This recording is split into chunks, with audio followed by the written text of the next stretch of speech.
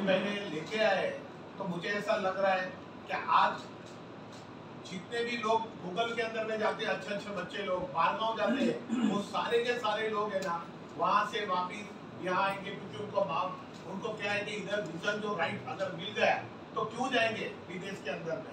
तो ये हमारा एक बड़ा सा प्रॉब्लम ये है कि इधर जो सिस्टम थी वो सिस्टम को गोविंद भाई थोड़ी करके सुधार रहे हैं। और मुझे ऐसा लग रहा है कि धीरे धीरे करके कम से कम अभी तो 20,000 से ज़्यादा एप्लीकेशन कुछ आई हुई है।